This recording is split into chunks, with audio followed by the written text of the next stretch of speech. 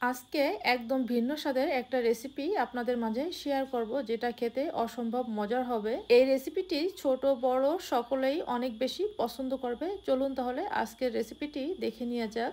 আমরা সবসময় ইলিশ মাছ দিয়ে সরিষা ইলিশ খাই, তো আজকে রান্না করব শোল মাছ দিয়ে।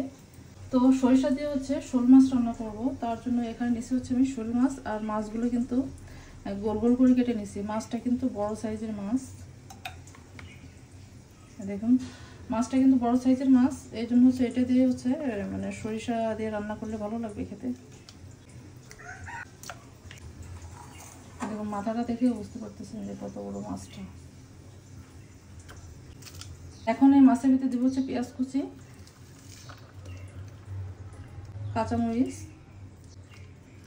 এখন মাছের ভিতরে দিব মশলা, হাফ চামচ রসুন বাটা, হাফ চামচের থেকে একটু কম আদা বাটা। এখন এর ভিতরে দেবো পেঁয়াজ বাটা, আর পেঁয়াজ বাটাটা একটু বেশি দেবো, যেহেতু পেঁয়াজ বাটা দিয়ে মশলাটা হবে। 1 চামচ দিছি, আর 1 চামচ দিয়ে দিলাম, মোট 3 চামচ দেবো পেঁয়াজ বাটা। 1 চামচ জিরা বাটা, সাদা সরিষা বাটা 1 চামচ, আর দিলাম হাফ চামচ, এই 1.5 চামচ দিছি সাদা সরিষা বাটা, যেহেতু সাদা সরিষায় ঝাঁজটা একটু কম থাকে। তো আপনারা যদি এখানে কালো সরিষা ব্যবহার করেন, সেক্ষেত্রে আপনারা এখানে 1 চামচ ব্যবহার করবেন, যেহেতু কালো সরিষায় অনেকটা ঝাঁজ থাকে। এই জন্য 1 চামচ দিলেই হয়ে যাবে, বেশি দিলে আবার মানে তিতা তিতা লাগবে, খেতে ভালো লাগবে না। এখন দিব লবণ স্বাদ মতো, যেহেতু এটা ভুনা হবে তাই বেশি লবণ দেওয়া যাবে না। হলুদের গুঁড়া দিলাম, হলুদের গুঁড়া দিছি 1 চামচ, আর মরিচের গুঁড়া দিলাম 1 চামচ। যেহেতু এখানে কাঁচা মরিচ ব্যবহার করছি, সেহেতু এখানে মানে মরিচের গুঁড়া খুব বেশি দেওয়া যাবে না, তাহলে আবার বেশি ঝাল ঝাল হয়ে যাবে। ধনিয়ার গুঁড়া দিলাম হাফ চামচের থেকে একটু বেশি।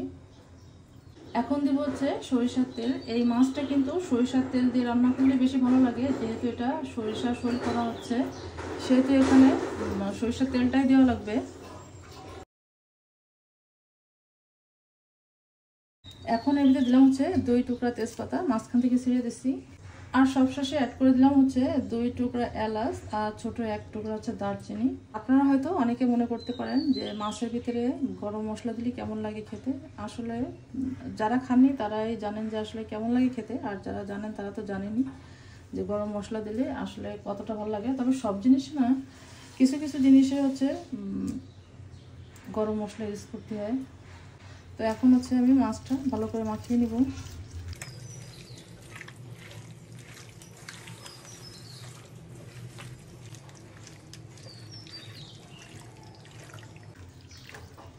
মাছটা ভালো করে মেখে নিছি, এখন এটা রান্নায় বসাই দেবো। এটা রেস্টে রাখবো না, এখন রান্না বসাই দেবো।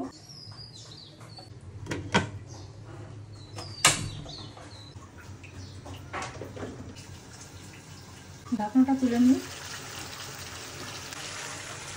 মাছটা একটু নেড়ে চেড়ে মিশিয়ে দিই।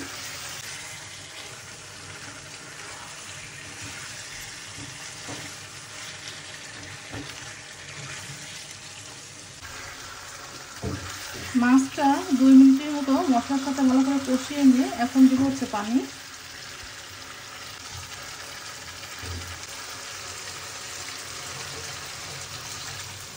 খুব বেশি পানি দেবো না, যেহেতু এটা ভুনা করা হবে।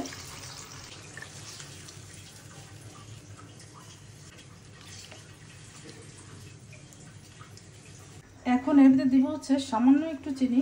চিনিটা দিলে অবশ্যই কেউ বসবেও না যে এর ভিতরে চিনি দেওয়া হয়েছে, জাস্ট অল্প একটু চিনি।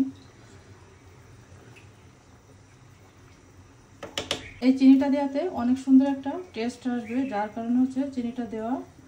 তো চিনি দিলে কেউ বুঝতে পারবে না যে এখানে চিনি দেওয়া হয়েছে, কারণ এটা মিষ্টি হবে না, সামান্য পরিমাণের চিনি দেওয়া হয়েছে এখানে। এখন এটা ঢেকে দিলাম রান্না হওয়ার জন্য। মাছটা হয়ে গেছে কিনা ঢাকনাটা তুলে নিই।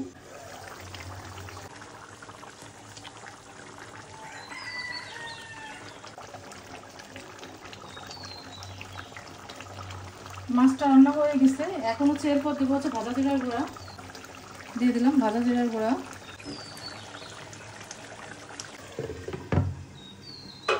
ভাজা জিরার গুঁড়াটা দেওয়ার পরে একটু ঢেকে দিলে এর সুঘ্রাণটা খুব সুন্দর করে ছড়াই যায়, যার কারণে একটু ঢেকে দেওয়াই লাগে। অবশ্যই আপনারা ঢেকে দিবেন। আমি চুলার জালটা অফ করে দিচ্ছি। সরিষা দিয়ে শোল মাছ যদি এরকমভাবে রান্না করা হয় তাহলে খেতে কিন্তু অনেক মজা লাগে। যারা শোল মাছ খান না তারাও পছন্দ করবেন এভাবে সরিষা দিয়ে শোল মাছ রান্না করলে। তো এই ছিল আমার আজকের সরিষা দিয়ে শোল মাছের রেসিপি। কেমন হলো কমেন্ট করে কিন্তু অবশ্যই আমাকে জানাবেন, আর আপনারাও এইভাবে ট্রাই করবেন।